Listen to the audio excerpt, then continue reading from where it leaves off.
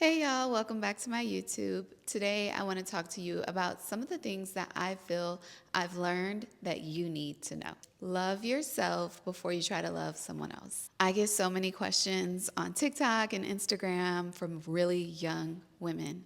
I'm talking 19, 20, 21 years old that ask me what they should know about being in a relationship, about how to communicate with a man. And the first thing I think about is, girl, it's about you right now. Like, if you're watching this, and it doesn't matter how old you are, honestly, the first thing I would focus on if I really just want to create change in my life and start to live a life that I'm proud of is to start loving myself before trying to love someone else or get love from someone else. I think sometimes when we get into relationships, we look for love from people. And it's not that they can't give it to us. It's not that he or she isn't capable of loving us. But if we don't love ourselves first, we're skipping a really big step. So if you haven't taken that journey back to self and really started to love yourself the way you need to be loved to initiate your glow up, start there. My next tip has to do with communication.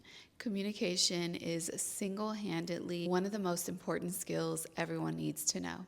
And I try to teach my son these skills now, and he's only 6. Communication is a muscle, so you can strengthen this. If this is something that you struggle with, if you're reactive, if you get angry really quickly, if you feel like you're not able to articulate yourself and say what you mean and for it to come across to people the way that you want it to, work on your communication.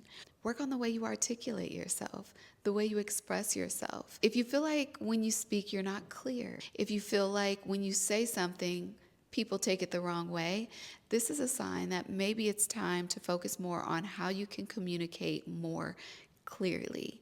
Why do you need to know this? I think anyone needs to know this, not just women, but especially women, because men speak a different language. And not only in relationships, when it comes to business and in the corporate world, it's really important that we have certain skills that will elevate us and ultimately showcase our strengths by being able to communicate them. Next, discipline. When you set your intentions, when you set a goal, when you have something on your list to do it. It is so important as you get older that you teach yourself that discipline is also a muscle, but discipline is what cultivates confidence. Some of us think that some people are disciplined and some people are not. So the longer you take to become disciplined, to build this muscle, the longer it's going to take for you to gain the confidence and the self-trust you need in order to reach these goals and become the person that you've always dreamed of being.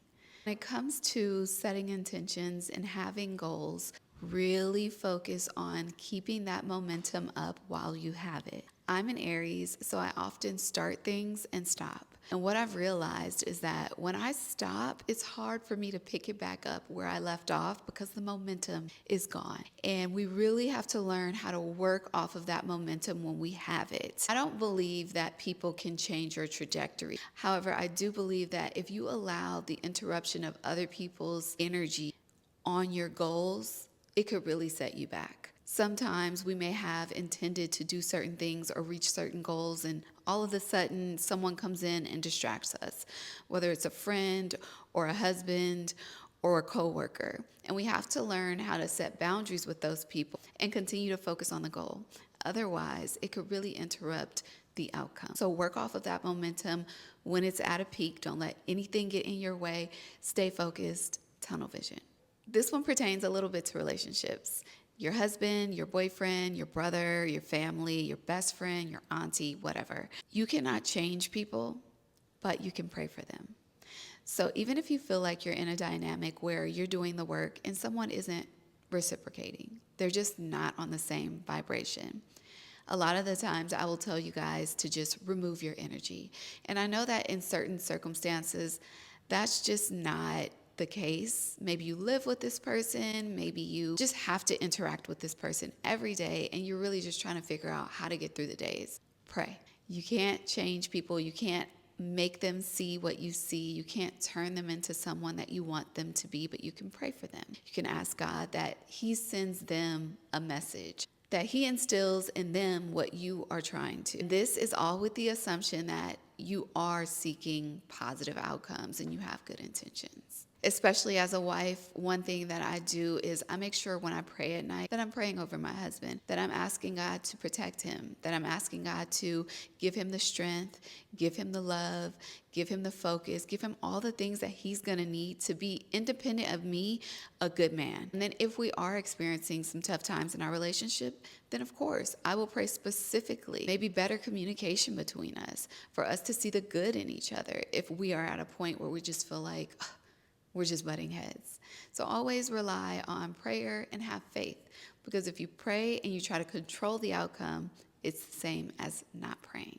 Last tip, make your house a home. It feels like a lot of people are seeking things outside of themselves and outside of their environment. And one thing that I stand behind is really cultivating space where I'm at that feels comfortable. So ways to make your house a home are praying in your home, lighting a candle, finding a cozy nook where you just are secluded and you feel like you can focus on what you need to focus on. Whether you have a desk or a table or a chair with a desk, whatever the situation is, have some place at home where you can zone in and tap in and feel comfortable, because not having a space at home that feels like home will make you feel like you constantly need to be places outside of home. And that's not a good feeling. I hope these quick tips made you think a little bit longer and gave you a little more motivation to continue on your journey to being the best version of yourself. If you're new here, my name is Jazz. I talk about relationship type stuff and becoming the best version of yourself. So if you're not already subscribed, be sure to subscribe. If you haven't gotten a chance to check out my socials, make sure you do that, because I post different content on TikTok, Instagram, and YouTube. So keep up with me by clicking the link in my bio. Bye, guys.